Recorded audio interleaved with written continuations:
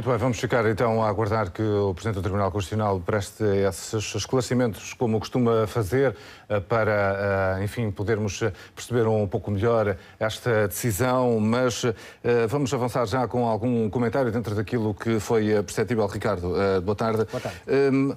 Isto vai ao encontro muito daquilo que era, de alguma forma, expectável, mas há aqui uma surpresa, pelo menos em relação a estes cortes salariais, porque o Tribunal considera que até 2015, portanto, ainda haverá um prazo de exceção, só de 2015 para diante, é que considera que não é admissível haver essa redução nos salários da função pública. Sim, isto é, o Tribunal Constitucional considerou que, na verdade, esta proposta do Governo é uma proposta que tem dois tempos. Tem um tempo imediato, para o qual o Tribunal Constitucional considerou haver razões para não considerar inconstitucional, e depois há um outro prazo de mais lato, que vai até 2018, para o qual o Tribunal Constitucional disse que haver já um rompimento daquilo que é o princípio da igualdade. E isso acaba por, de alguma maneira, dar margem ao Governo relativamente àquilo que são as suas necessidades mais prementes, nomeadamente este ano para cumprimento das metas do déficit e também para 2015, mas significa que no próximo ano, o tal ano eleitoral, fundamental para a definição daquilo que é a estratégia económica do país, o próximo Governo, seja ele de que cor for, vai ter que deixar de contar com esta medida que, na verdade, há pouco falavas das contas, representa uma parte substancial daquilo que é a capacidade de poupança dos cofres do Estado. Sim, eram quase 800 milhões. Convém já agora dizer e lembrar que estava prevista uma reposição, a reversão. Portanto, que o Governo previa era reduzir os salários da função pública, mas depois, a partir do ano que vem, reverter 20% e depois... Aí é que era desconhecido o valor. E, portanto, isto já nem vai ser assim. Agora é preciso definir como é que o Governo vai ter que refazer as contas, não é? Pois, exatamente. Aliás, eu não sei se este chumbo do Tribunal não diz respeito exatamente a esse modelo de reposição desses mesmos salários, ou se aplica de forma mais cega a tudo aquilo que é, neste momento, o corte salarial que foi efetuado. Agora, necessariamente, isso vai ter que, das duas uma, ou implica que o Governo ainda pode fazer faseadamente, a partir de 2015, uma reposição de salários, mas terá que ser num prazo muito mais curto, ou então encontrar uma outra fórmula que de alguma forma acabe por compensar aquilo que é o rombo que este chumbo acaba por constituir. Há aqui algumas dúvidas, de facto vamos ter que esperar aqui pelas explicações, porque isto levanta uma questão interessante, porque em 2015 vamos ter eleições. E, portanto, se vamos ter cortes até 2015, é admissível que até 2015 possa haver esta redução nos salários. E o Governo que sair em 2015 vai ter que decidir o que é que vai fazer, não é? Sim. Fica esta dúvida. Pois fica essa dúvida, embora até do ponto de vista democrático seja legítimo que seja o próximo Executivo. Vamos continuar a analisar ainda muito a quente tudo isto, Ricardo. O Governo volta a ter aqui um grande problema, porque tem que refazer aqui muitas contas. Aliás, pela sustentação que tentámos ver aqui, o próprio Presidente do Tribunal reconheceu que é muito difícil, em poucas palavras, argumentar ou explicar toda a argumentação, porque de facto esta é uma matéria muito complexa, ao contrário de outras declarações que vimos aqui ou de outras medidas que foram ao Tribunal Constitucional. Desta vez havia duas muito complexas e que implicam contas de facto extraordinárias. E o Governo agora tem um problema gravíssimo pela frente, porque tem que refazer também muitas contas. Tem que refazer, é verdade. Se do ponto de vista técnico isto apresenta uma grande complexidade, do ponto de vista político isto vai ter inevitavelmente duas leituras muito simples e bastante previsíveis. Por um lado, a leitura da oposição, de que mais uma vez o Governo está a insistir em medidas de austeridade que começam a deixar de fazer sentido e existir, e isto agradará particularmente ao Partido Socialista, que ainda agora, na apresentação das duas moções para as primárias, tem vindo a insistir nessa ideia de que, com o fim da Troika, acabou a austeridade e é preciso agora devolver aos portugueses muito daquilo que lhes foi tirado, e esta decisão do Tribunal Constitucional cai como uma luva no discurso quer de António Costa, quer de António José Seguro, mas, por outro lado, teremos a visão do Governo, considerando que esta posição do Tribunal Constitucional acabará por encaminhar, inevitavelmente, o Governo para a outra opção possível, que é a opção do aumento dos impostos. De resto, essa é uma leitura que o próprio Tribunal, numa justificação anterior, acabou por dar, dizendo que, e esta leitura é um pouco simplista, mas eu penso que é isso que as pessoas entenderão, que aquilo Uma das coisas que não é inconstitucional é o aumento dos impostos. Em relação a essa matéria, o Tribunal pode fazer muito pouco, porque aí todas estas questões que agora foram levantadas, a questão da necessidade da existência de uma reforma mais completa no qual estas medidas possam ser inseridas, a questão da igualdade, nomeadamente a questão da igualdade entre as gerações, tudo isso é estancado, por exemplo, com o aumento do IVA ou com aumentos ainda na área dos impostos sobre os rendimentos. Mas essas são soluções que, do ponto de vista político, trazem um problema acrescido para o Governo, na medida em que este é um Governo de coligação em que os dois partidos têm visões diferentes sobre isto. Antes disto avançar para o Tribunal Constitucional, o Governo, o Primeiro-Ministro dizia claramente, é preciso ter uma previsibilidade para a governação. Sim. Ora, hoje fica aqui claramente demonstrado qual é a previsibilidade. Portanto, há medidas que o Governo não escusa de insistir em enviá-las para o Tribunal Constitucional. Portanto, achas que entramos agora definitivamente num campo estritamente político, ou seja, juridicamente a situação parece que fica resolvida e, portanto, temos aqui duas posições antagónicas, que é o Governo, os partidos da maioria que insistem num determinado tipo de medidas e o Partido Socialista que propõe medidas diferentes, ou pelo menos aponta um caminho diferente. Vamos entrar num combate mais político a partir de agora. Completamente político. O Governo foi muito inteligente ao pedir a fiscalização preventiva destas medidas.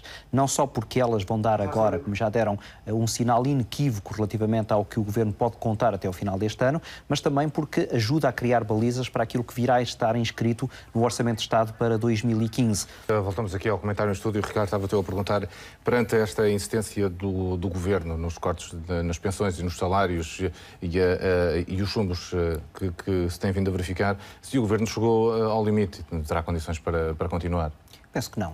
Pedro Passos Coelho, é verdade, tem dito que começa a tornar-se insustentável a situação do Governo perante uma série de obstáculos que o Tribunal tem vindo a considerar, mas, por outro lado, tem vindo a dizer, juntamente com Paulo Portas, que esta legislatura é para cumprir até ao fim. Penso que isso estará inscrito no discurso que ele fará amanhã no Pontal, de rentrée do PSD. Foi dito esta semana por Marco António Costa, vice-presidente do PSD e porta-voz do partido, embora em contramão com declarações que Luís Montenegro, líder da bancada parlamentar, fez no passado fim de semana em declarações ao Expresso, onde admitia exatamente essa hipótese de que estas dificuldades acrescidas colocariam o Governo numa situação em que poderia perfeitamente atirar a toalha ao chão. Eu não penso que haja condições políticas para isso, ainda por cima porque isto, apesar de tudo, acaba por ser um meio chumbo. Na verdade, a preservação dos cortes salariais em 2014 e em 2015 dão ainda margem para o Executivo cumprir até ao final da legislatura, em termos daquilo que é substancial, as normas fundamentais da sua orientação. Agora, isso também é muito claro que, como tu dizias há pouco, o orçamento para 2015 vai ter que ser revisto de forma bastante mais exaustiva, na medida em que este sinal do Tribunal Constitucional infectará aquilo que são outras medidas que o Governo eventualmente teria preparadas para 2015, tendo em conta que é um ano eleitoral e que muito provavelmente o Governo estará também a preparar medidas de menor austeridade que teriam que ser compensadas com alguns cortes nesta área. Sim, e para 2015, há pouco falavas que, enfim, a solução, digamos assim, mais óbvia é o aumento de impostos, claro, e que não causaria embaraços nem problemas em termos constitucionais, mas aumentar impostos em ano eleitoral é harakiri, é suicídio. É muito complicado e daí que talvez haja, embora o Governo tenha vindo a negar a existência de alguma almofada financeira, ficamos todos com uma desconfiança relativamente a estas declarações e ficamos todos com a sensação de que estes cerca de 300 milhões de euros que constituem o chumbo na contribuição de sustentabilidade podem perfeitamente ser encaixadas nessa mesma almofada. E, portanto, eu diria que, em termos políticos, muito provavelmente PSD e CDS vão dramatizar um pouco a situação, mas parece-me que seria mais inteligente aproveitarem esta oportunidade, esta janela de oportunidade que o Tribunal Constitucional lhes deu, para começarem a alinhar com o discurso, quer do que o PSD tem vindo a ter nos últimos tempos, quer o discurso que o próprio Partido Socialista está neste momento a montar. Porque, como tu dizias e muito bem, 2015 não vai ser um ano simpático para aumentos de impostos e para mais medidas de austeridade. Na verdade, haverá uma fatura a pagar em 2016, mas nessa altura já o próximo Primeiro-Ministro terá sido eleito. E agora a outra pergunta é, e Cavaco? Cavaco Silva fica aqui numa situação delicada. Por um lado, é verdade, ele apenas cumpriu aquilo que era um pedido, e como eu há pouco dizia, um pedido que me parece sensato de fiscalização preventiva. Eu não entendo muito bem este argumento do Bloco de Esquerda, considerando que esta fiscalização preventiva era uma tentativa de dar uma outra leitura à Constituição. Eu penso que a fiscalização preventiva era apenas uma tentativa de clarificação. O que é que o Tribunal Constitucional aceita e não aceita? E é muito melhor um problema muito prático, que Exatamente. é criar a situação de haver um orçamento, ser aprovado, claro, entrar em vigor e a seguir claro, as normas serem constitucionais. E, portanto, isso com a agravante de que isso aconteceria no tal ano eleitoral. Exatamente. Seria um embaraço enorme para o PSD e CDS terem que andar a fazer correções orçamentais num ano em que têm que estar de face lavada perante o seu eleitorado. E, portanto, isto era quase inevitável e isto pode ser, na verdade, como eu dizia, uma janela de oportunidade. Uma janela para PSD e CDS reverem a sua estratégia, encaixarem este chumbo e apresentarem aos eleitores uma solução que seja compatível com a leitura que o Tribunal Constitucional está a fazer e que certamente não irá mudar no próximo ano. Ricardo, mas temos aqui politicamente uma ideia de que se o Presidente da República fosse de uma cor política diferente desta maioria, perante toda esta sequência, já teria dissolvido a Assembleia da República? É bem provável. Esta consonância de posições de Cavaco Silva e do Governo certamente que ajudou à estabilização política, na medida em que Cavaco Silva ia dando sempre assentimento àquilo que eram muitas das medidas que o Governo tem vindo a implantar. E tem dito até, de resto, que este é o rumo mais adequado, o rumo da austeridade, o rumo de não entrar em grandes excessos, e isso é completamente compatível com o que o Governo tem vindo a apresentar. Fosse o Presidente da República, por exemplo, alguém mais alinhado com a posição crítica relativamente a estas medidas de austeridade e teria certamente aproveitado uma destas declarações do Tribunal Constitucional para dizer ao Governo: chega, vocês estão a ir pelo caminho errado, vamos ter que encontrar um Governo que seja capaz de encontrar soluções mais compatíveis com aquilo que a Constituição tem vindo a apresentar. Ora bem, mas do lado socialista, que está envolvido agora numa campanha interna Sim, de candidato a candidata a Primeiro-Ministro, vai ser necessário não só um discurso, mas medidas concretas, porque independentemente de quem está a tentar tomar estas medidas, o que o Governo quer fazer é poupar dinheiro do lado da despesa. Claro. E essa é a grande questão. O Estado tem de poupar dinheiro e, portanto, o Partido Socialista vai ter, se quer ser Governo, vai ter ideias muito claras sobre como poupar. Eu diria que António Costa e António José Seguro ouviram estas declarações com enorme preocupação, embora, muito certamente, agora venham com um sorriso de quem ganhou aqui alguma coisa, de quem teve aqui uma vitória política, na medida em que esta posição do Governo acaba por ser derrotada e acaba por dar razão às preocupações do Partido Socialista em encontrar soluções que apostem muito mais no desenvolvimento da economia do que em cortes e em mais austeridade. Agora, na verdade, António Costa e António José Seguro, tendo ambições legítimas de virem a ser Primeiro-Ministro, devem ter ouvido isto com muita preocupação, porque, como tu dizias, e muito bem, qualquer substituição feita a estes cortes vai ter que ser compensada ou com mais receitas, que terão que vir do lado fiscal, ou então com uma alteração que não se sabe exatamente onde é que vai ter que ser feita. Pode ser feita, por exemplo, naquilo que é a despesa do Estado, mas a despesa do Estado já percebemos que é muito complicada de fazer, na medida em que toca nos hospitais, toca nas escolas, em tudo aquilo que os partidos da oposição dizem que não pode ser desmantelado. Ouvimos ainda António Costa dizer exatamente, e António José Seguro, que não aceitarão na sua coligação, numa eventual coligação, qualquer partido que aceite esse desmantelamento do Estado.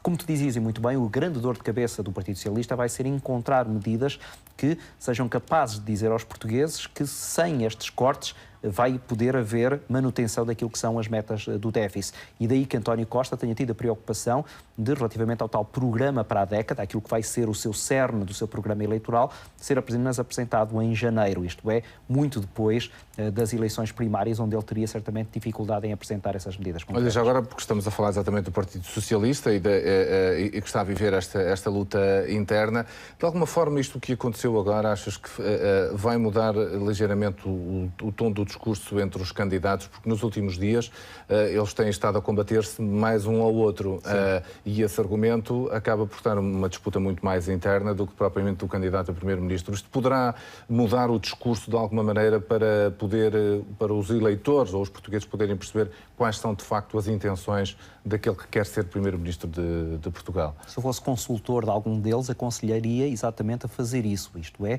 a desamarrarem-se desta luta interna e aproveitarem este momento para uma oposição mais assertiva em relação à estratégia governamental. Mas se formos ver o histórico de comportamento dos dois candidatos, eu diria que isto servirá apenas para se enredarem ainda mais numa tentativa de se separarem e de clarificarem posições que acabará por chegar muito mais a críticas mútuas do que verdadeiramente a um posicionamento mais claro do Partido Socialista em relação a estas medidas. Até porque, em termos ideológicos, se olharmos bem para aquilo que são as estruturas argumentativas do Partido Socialista e do Partido Social Democrata, eles acabarão exatamente no mesmo. Isto é, esta ambição do Partido Socialista em não ter medidas de austeridade parece-me bastante mais retórica do que prática, tendo em conta aquilo que foi o comportamento do Partido Socialista noutros momentos em situações idênticas. Ricardo, quando olhamos para, enfim, a esquerda e a direita, que têm posições diferentes em relação, desde logo, àquilo que foi o programa da Troika ou àquilo que podem ser as decisões, será um momento estratégico para a esquerda se entender em Portugal? Porque António José Seguro, na declaração que fez, esta última, deixou claramente a ideia de que está aberta a coligações com todos, mas também deixa logo o aviso, os que defenderem, quem não quiser fazer quem defender determinado tipo de posições em relação à Europa ou às empresas públicas, ficam de fora. E, portanto, também está já a lançar um aviso ao Bloco de Esquerda e ao Partido Comunista que têm que mudar um pouco. Mas perante o resultado das europeias, portanto, a esquerda tem mesmo que encontrar aqui uma solução, senão... Não vai encontrar. Mas não encontra. Não vai encontrar. E por dois motivos. Nós somos um país, de facto, onde a esquerda é completamente diferente. Não consegue haver um entendimento. Não consegue haver um entendimento, por duas razões. Em primeiro lugar, por uma questão ideológica. Na verdade, o Partido Comunista e o Bloco de Esquerda têm muito pouca simpatia relativamente ao projeto europeu e em relação, em particular, à questão monetária. E por isso o Partido Comunista já anunciou que gostaria de sair do euro e o Bloco de Esquerda... Ricardo, estavas a falar das esquerdas e, acrescentando um pouco mais, vou dizer que os dois candidatos a candidatos querem maioria absoluta se forem, seja qual for o candidato nas próximas eleições legislativas, mas para conseguir uma maioria absoluta do Partido Socialista, de facto, é preciso que a direita perca muitos votos e que a esquerda também os perca. E como estavas a dizer, de facto, a esquerda tem posições muito, muito vincadas. Essa é uma das grandes dificuldades do Partido Socialista, o perceber que vai ter que governar em maioria. Dificilmente Cavaco Silva daria posse a um governo que não tenha uma maioria parlamentar, mas perceber que à direita um entendimento será extremamente difícil. Há até a possibilidade de PSD e CDS irem coligados para essas eleições e dificilmente depois essa coligação poderá ter um entendimento com o Partido Socialista, e depois à esquerda esbarram em dois obstáculos. Um mencionei eu há pouco, que é o facto de esses partidos não estarem minimamente sintonizados com o projeto europeu que o Partido Socialista subscreve. O segundo é uma questão, quase que diria, tática. Para o Bloco de Esquerda e para o Partido Comunista, é-lhes muito mais favorável estarem numa oposição do que estarem no governo. Muito daquilo que é o seu argumentário, muito daquilo que é o seu posicionamento, que lhes tem valido bastantes votos, em particular ao Partido Comunista, poderia esfumar-se no momento em que aderissem ou se coligassem com o Partido Socialista, que está em rota de colisão com muito daquilo que esses partidos, em particular o Partido Comunista, têm vindo a defender. E em relação ao PSD, falta-nos ouvi-lo. Que tipo de discurso é que poderá adotar agora o Partido Social Democrata? Porque se for muito brando, pode eventualmente desagradar aos próprios militantes, mas se for muito agressivo, também pode deixar de conquistar pessoas que quer que estejam na dúvida. Eu diria que este é um discurso que vai ter que ser escrito linha a linha com enorme cuidado. E depois, ainda por cima, o PSD tem aqui um problema. Tem amanhã um discurso de rentrée e muito provavelmente Passos Coelho não o terá desenhado sem saber exatamente o que é que iria acontecer hoje. Mas vai ter que misturar esse discurso de rentrée, que terá que ser necessariamente um discurso otimista, tendo em conta que é o discurso de véspera de um ano eleitoral, com um discurso que, na verdade, não pode embandeirar em arco perante um chumbo do Tribunal Constitucional, que vai tocar fortemente naquilo que era uma aspiração deste Executivo. E, portanto, eu diria que vai haver quase que aqui uma posição esquizofrénica, passa a expressão, entre aquilo que Pedro Passos Coelho, Primeiro-Ministro, quererá dizer e aquilo que Pedro Passos Coelho, líder do PSD, terá que dizer. E o equilíbrio, quanto a mim, será a chave fundamental para o sucesso da posição que o PSD irá tomar. O PSD não pode dramatizar em excesso, porque se dramatizar em excesso retira a capacidade de se apresentar aos olhos dos eleitores como um partido que quer ser reeleito no próximo ano, mas também não pode dizer que nada disto importa, porque, na verdade, percebeu-se, estas eram matérias, quer relativamente àquilo que especificamente foi decidido, quer relativamente àquilo que esta decisão pode significar no que vai estar inscrito em relação ao orçamento para 2015, aí o PSD vai ter que reconhecer que este é um retrocesso relativamente àquilo que era a sua forma de posicionar as peças. Agora, lido esse discurso, na minha ideia, o PSD tem muito pouco com que se preocupar.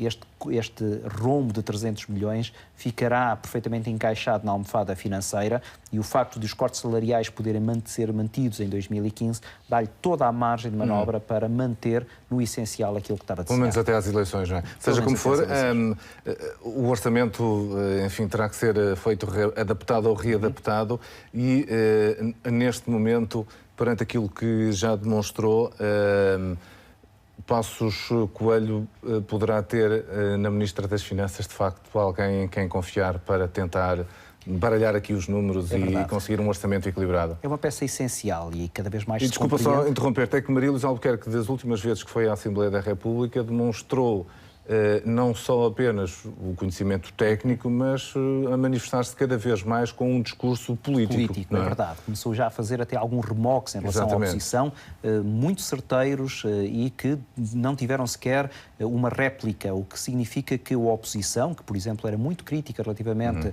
ao anterior Ministro das Finanças, resguarda-se agora muito mais dessas críticas, porque sabe que tem do outro lado uma resposta hábil que muitas vezes os deixa sem essa capacidade de réplica.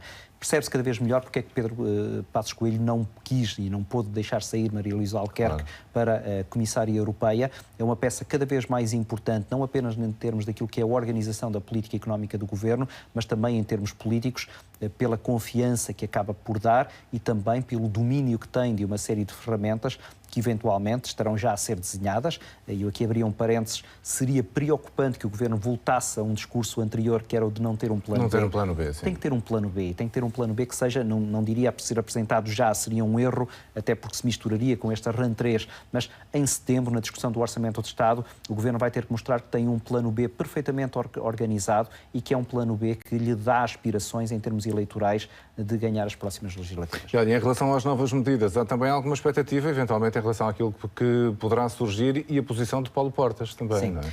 Eu diria que como não houve um corte, ou melhor, não houve um chumbo do corte salarial, esse sim, valendo cerca de 1.000 milhões de euros, quase 1.000 milhões de euros, implicaria inevitavelmente um aumento de impostos. Como isso foi preservado, mesmo quer para 2014, quer para 2015, a minha aposta é que não haverá aumentos de impostos, o Governo não vai anunciar um aumento de impostos. Muito bem, Ricardo, obrigado pelo teu comentário aqui.